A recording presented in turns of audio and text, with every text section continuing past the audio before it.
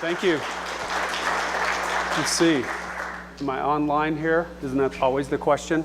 Am I online? So we'll go ahead and get started. But before we get there, just want to thank you for the Broadband Outreach Center and the state broadband group that invited me to come and participate in this. I love Utah. Spent 6.5 years living here in Utah, down in South Jordan, and had a great time. And there's no surprise to me, as Mr. Howell pointed out, why Utah is #1 in so many categories. And I hope at some day we can sit here together in this room and talk about Utah being #1 in that broadband category as well, because it is, as Danilo pointed out, such a huge advantage in any economy and any part of our state, and whether it's residential or commercial. And so what I'm going to talk a little bit about today is really kind of the way I think about a connected community. And those 3 I's that we talked about, investment, innovation, or inclusion and innovation, is the way that I think our industry started. And I started back in the mid-90s when we were starting this digital thing before the internet was really, or broadband as it is, was really something that was real for the average customer out there.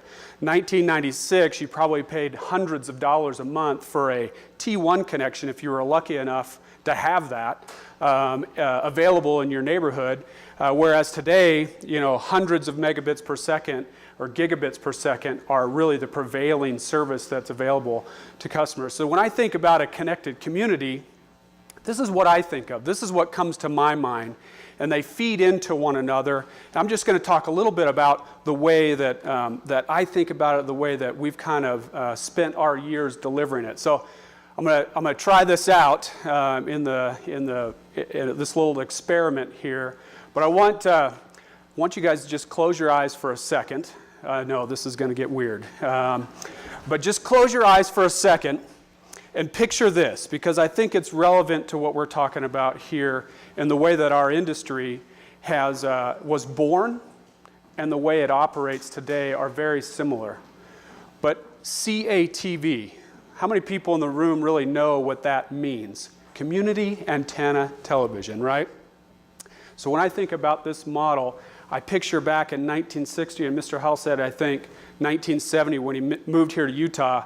There's some guy, picture this, and he's got this erector set kind of tower that he's putting this huge antenna on, and then he's connecting a bunch of coaxial cable to it in order to do what? Get you NBC or CBS or ABC. And that same model applies today as it relates to broadband. Is these same networks that were built in the 60s and 70s have been obviously upgraded and changed and evolved, but the same model of investment, of innovation. Cable TV didn't exist. I live in Colorado now, and there's a cable TV museum, and you'd be surprised to see the electronic devices that were made in the early days of this industry. There's coffee can amplifiers in that museum that people use literally, it's chock full of nuts, can, right, with a bunch of circuits in it that were used to amplify this signal back in the 60s and 70s. So it's really amazing to me in the last 20 years to think about the history and where we've come from and where we are today. And I think this model, or this kind of flow, is really the way it works. Investment is absolutely critical. And if you want to do broadband, and you want to do broadband at scale, buckle up, because investment is not for the scarce of heart, or the faint of heart here. It takes a lot of investment to keep this network going, and there's a lot of investment that continues today. I did the math. I'm in the engineering group, so I was able to do this math. That's $100 million a year, and it takes an enormous amount of money to keep this investment going and to keep these economies growing as they connect more and more to broadband. But investing in technology, investing in capacity is really where things are where the money and the investment is being laid today, is in capacity and making sure that when someone says, hey, you get 100 megabits per second, you can actually deliver 100 megabits per second. And it takes a lot of forward thinking and a lot of forward planning around capacity, because anybody can build a network, but the capacity that you create and continue to add to that network are really what makes a network great, or what makes a network, just average. So, and I think about expansion. Danilo was talking about access and access for no matter what zip code you live in. And I think that's been true of our industry from the very beginning, and trying to get to the masses with back then broadcast television, now about broadband and making sure that that broadband is available to everybody. And that kind of moves me to the next point here that I've got, is around inclusion. We are the industry is very serious about the digital divide. But this is a little bit of bias to me. Obviously, I work for Comcast, but there's not many programs like our Internet Essentials that are making sure that fundamental access to the internet is available to pretty much every home that we can connect to, and making sure that we've got digital literacy. We've got access to hardware at a reduced cost for low-income families, and we're expanding those programs. We just did a bunch of stuff with HUD, and you don't hear the engineering guy talk about some of these kind of PR, government affairs, or these big, community investment projects, but these are a big deal. These are a big deal.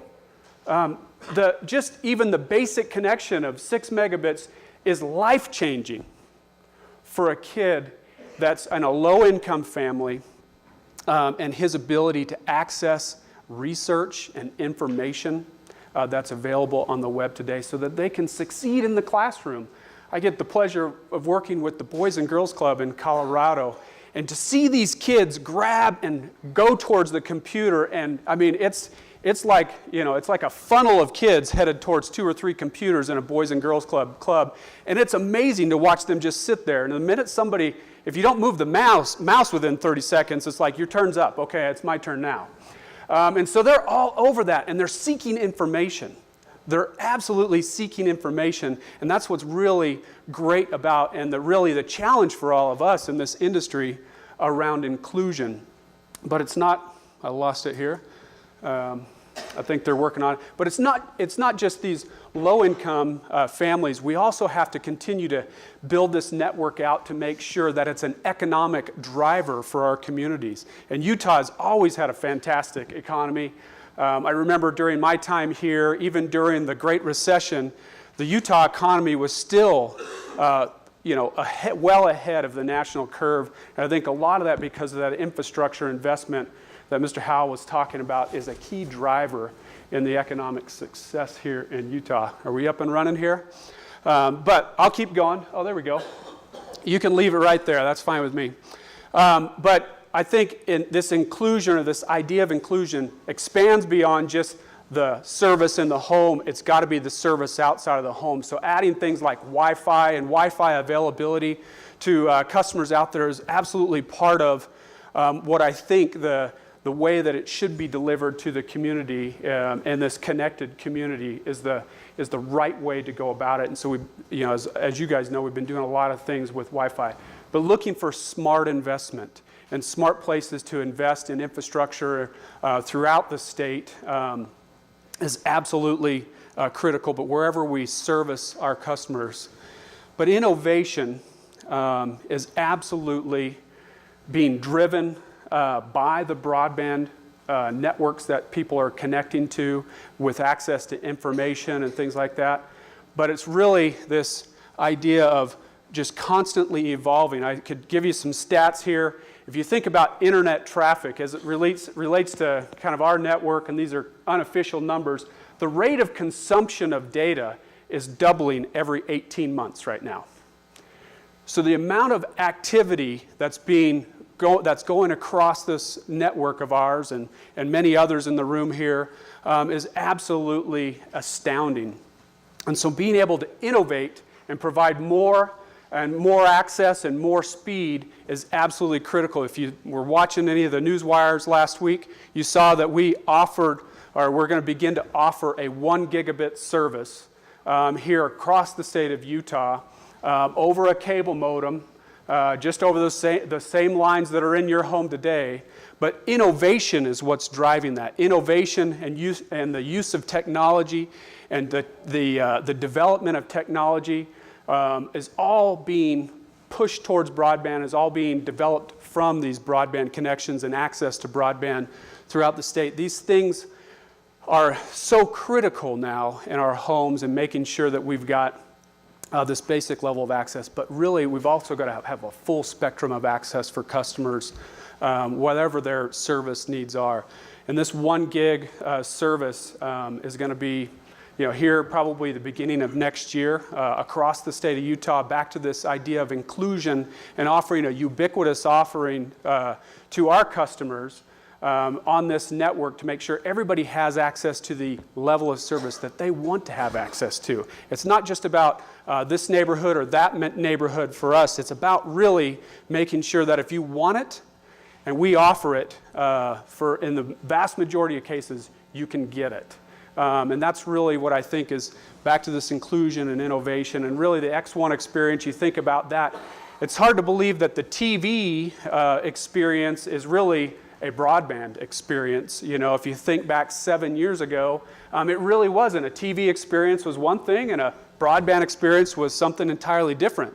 Now the two things have come together. Even on our platform, the use of this broadband network is absolutely a driver in the ability to offer cloud-based services and things like that to our customers that just a few short years ago we were not able to offer.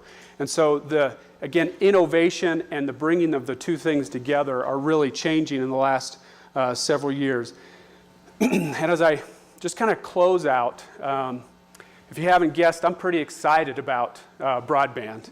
I like what we're doing, and when I say it's more inclusive than just Comcast. I know I'm up here representing Comcast, but the broadband industry is booming.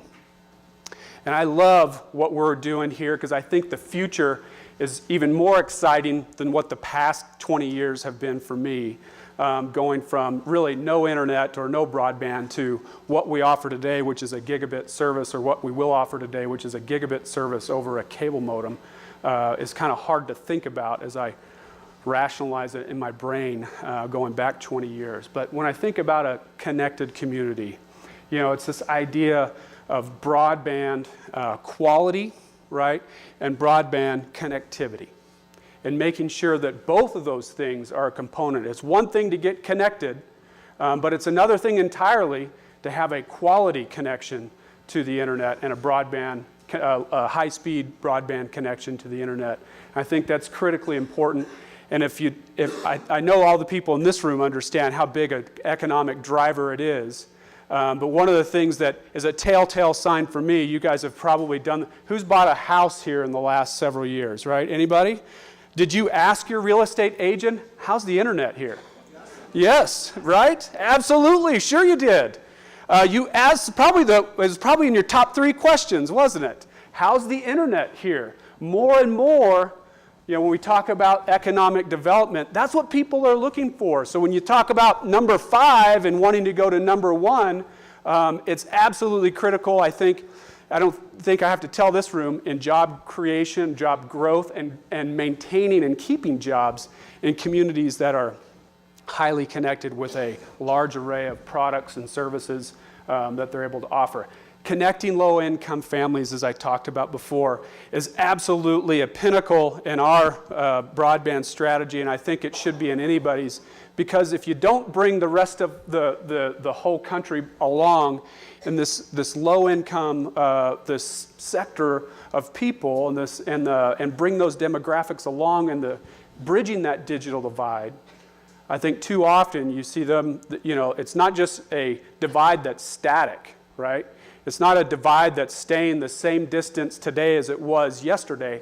It's a divide that's widening for those that don't have access to quality broadband.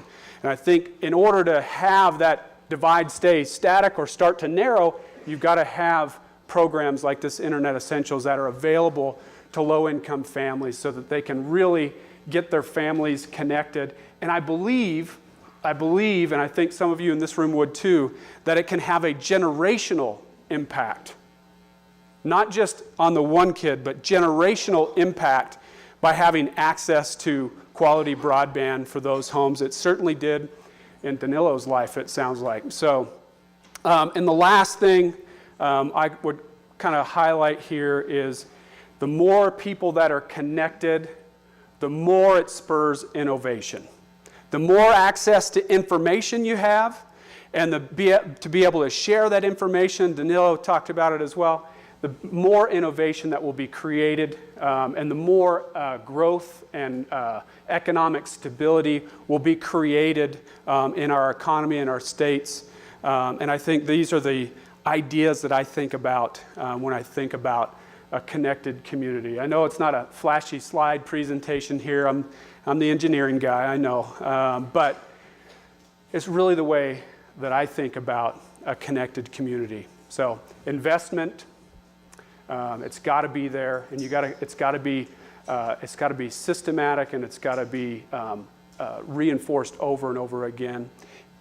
Inclusion, everybody's got to benefit from that investment. I think that's absolutely critical as we think about a connected community. And last, innovation. And without that innovation, it's hard to think about where we would be today if those small steps that people were taking to innovate things, whether it's an app or a website or a product or having access to information to create something, or to even create dialogue. Those things don't happen in a connected community without great broadband products and services. So thank you very much for about 15 minutes out of your life, and I thank you, and thanks again for having me.